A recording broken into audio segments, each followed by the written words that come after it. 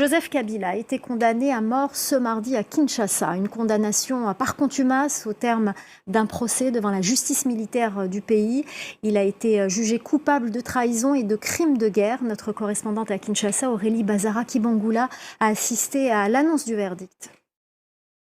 C'est la première fois qu'un ancien chef d'État congolais est condamné par la justice. Joseph Kabila a été reconnu coupable de crimes de guerre, viol, torture, complot ou encore trahison.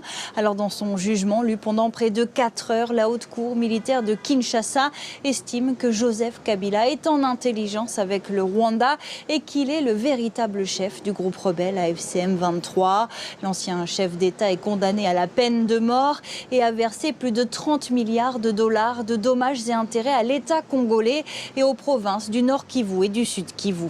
C'est la première fois également qu'un ancien président de la République se trouve en conflit avec les intérêts de la République. C'est pour cela qu'il fallait donner à la population congolaise, au peuple congolais, le sentiment qu'aucune impunité ne sera plus tolérée dans ce pays. Il n'y a pas de désir de vengeance parce que le jugement répressif poursuit et doit être appliqué par celui qui est reconnu coupable.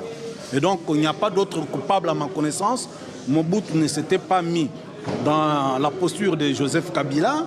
Laurent Désiré Kabila ne s'était pas mis dans cette posture.